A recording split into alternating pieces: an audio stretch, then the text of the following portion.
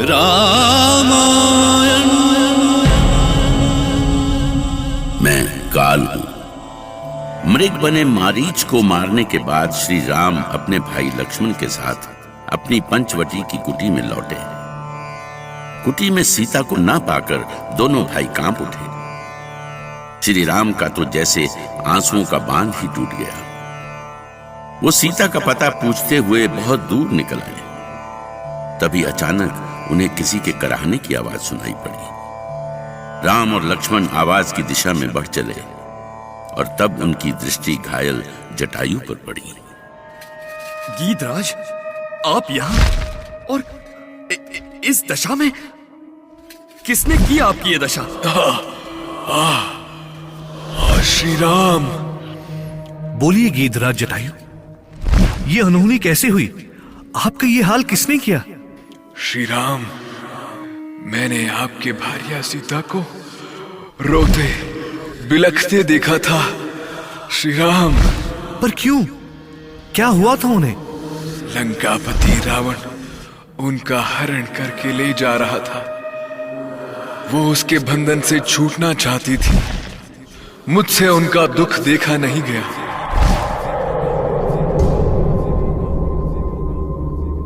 रक्षा करो! इस दुष्ट पापी से मेरी रक्षा करो! अरे कोई है जो मुझे बचा सके? स्वामी! स्वामी! आप कहाँ हैं? भैया लक्ष्मण, तुम कहाँ हो? बचाओ! बचाओ! स्वामी! बचाओ! बचाओ! स्वामी, आप कहाँ हैं? स्वामी! स्वामी! लक्ष्मण! लक्ष्मण! बचाओ स्वामी! अरे जनक नंदिनी, तू भोली भी है और मूर्ख भी। ये जानते हुए भी कि इस आकाश मार्ग में तेरी पुकार कोई नहीं सुनेगा, फिर भी तू अपने पति और उस लक्ष्मण को पुकार रही है। दुष्ट! तूने मेरे साथ छल किया है। मेरे पति के साथ छल किया है। तू कायर है। कायर लोग ही पीछे से वार करते हैं। यदि तू मेरे स्वामी के सामने आता तो तेरी मृत्यु निश्चित थी। किंतु अब तो तेरे उस पति की मृत्यु निश्चित है। वो स्वयं तुझे ढूंढता ढूंढता पागल हो जाएगा और अंत में तेरे वियोग में वो प्राण त्याग देगा। मेरे स्वामी तुझ जैसे दुष्ट को अवश्य ढूंढ निकालेंगे, चाहे तू कहीं भी शरण ले ले। यदि तू पाताल में भी छिप जाएगा तो वो वहां भी पहुंचकर तेरा अंत करेंगे। अरे तू और तेरा महान स्वामी, जब उस बेचारे को पता चलेगा कि तुझे लेकर कौन और कहां गया है, तभी तो ढूंढेगा मुझे। तू इसकी चिंता मत कर पापी। इस वन के पेड़ पौधे और फूल पत्तियां सभी इस बात के साक्षी हैं कि लंका का नीच और अधम रावण श्री राम की पत्नी का हरण करके अपने राज्य में ले जा रहा है।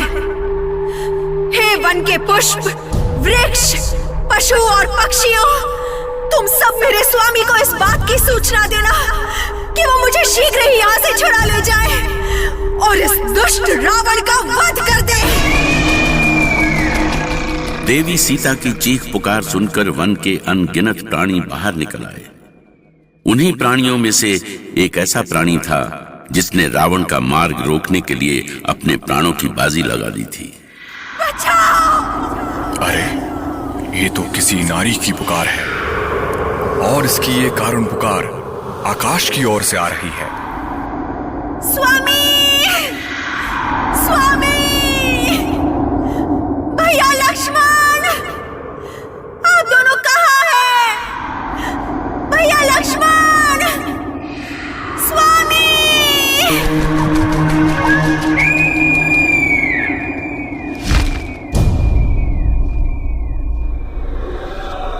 अरे, ये तो जनक नंदिनी सीता है। वो तो दुष्ट रावण इनका हरण करके लिए जा रहा है। मैं अभी बताता हूं इस दुष्ट को। रुक जा रावण, मेरे होते हुए तू ऐसा अनर्थ नहीं कर सकता। शायद तू नहीं जानता कि जिन्हें तू बलपूर्वक ले जा रहा है वो श्री राम की पत्नी जनक नंदिनी सीता है। और तुझे इस बात का ज्ञान नहीं कि श्री राम संपूर्ण जगत के स्वामी हैं, इंद्र और वरुण से भी बढ़कर पराक्रमी है। पहले ये बता कि तू है कौन जो रावण से तर्क करने का साहस कर रहा है? मैं हूं श्री राम भक्त, वरुण का पुत्र, गरुड़ राजकुल जटायु। जटायु, तू राम की चाटुकारिता करने में अपना समय नष्ट मत कर जटायु। तू दशानन की शक्ति को नहीं जानता। इसीलिए तो मैं तुझे समझा रहा हूं लंका नरेश कि तू जो कर रहा है वो अधर्म है। राजा का धर्म है स्त्रियों की रक्षा करना, और तू बलपूर्वक जनक नंदिनी का हरण कर ले जा रहा है। कैसा राजा है तू? धर्म और नीति का उपदेश मुझे नहीं, उस वनवासी राम को जाकर दे। तुझे नहीं पता? मुझे सब पता है। मैं आज से नहीं तब से इस पृथ्वी को देख रहा हूं जब तू जन्म भी नहीं था। मैं जानता हूं कि श्री राम किसी के साथ कोई अत्याचार नहीं कर सकते। मेरी बहन शूर्पणखा के बारे में मुझे मत बता पापी। अच्छा हो कि तू शूर्पणखा से पूछ ले कि कौन दोषी है। तेरा हित इसी में ही है कि सीता को छोड़ दे। अरे, जाकर किसी वृक्ष की खो में पड़ा रहे। अब इस स्त्री को लंका ले जाने से तू मुझे रोकेगा? वृद्ध जटायु, मैं वृद्ध हूं, पर तेरे जैसे कायरों के लिए अब भी बहुत शक्ति है मुझ में। सीते पुत्री, तू भय मत कर। मैं अभी इस दुष्ट का वध करके इसके चंगुल से तुझे मुक्त करता हूं।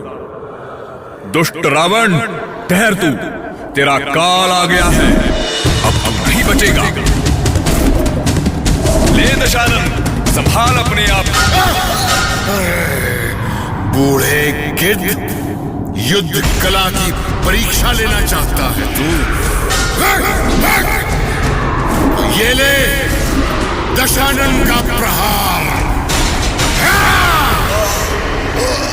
श्री राम, श्री राम,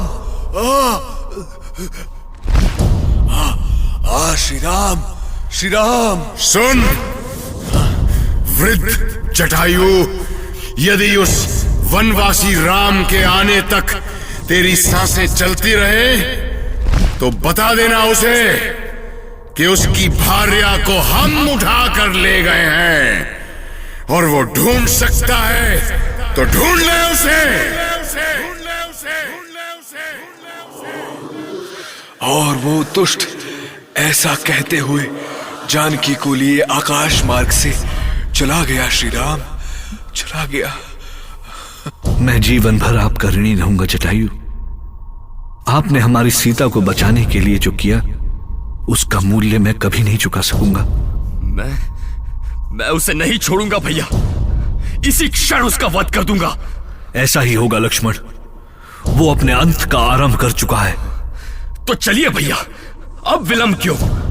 यदि वो लंका गया है तो हमें उसके साथ लंबा युद्ध करना होगा लक्ष्मण। मैं ये युद्ध क्षण भर में समाप्त कर दूंगा। शत्रु को दुर्बल मत समझो लक्ष्मण। और फिर हमें लंका के मार्ग का ज्ञान भी तो नहीं है। राम और लक्ष्मण अभी विचार ही कर रहे थे कि एक करुण पुकार उठी और उसी के साथ जटायु के प्राण चले गए।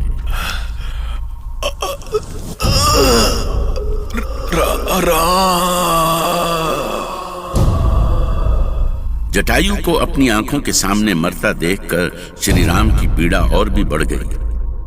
उनकी इच्छा हुई कि इसी क्षण रावण का सर्वनाश कर दें, पर वो जानते थे कि उनके सामने कठिनाइयों का विशाल सागर सीना ताने खड़ा है। सिया हरण रावण उड़ी जावा, बीच मार्ग जटायु धाई, गिरा धरा खाए प्रहारा, गिरा धरा खाए प्रहारा। प्रभु काम आए गति पाई, रामायण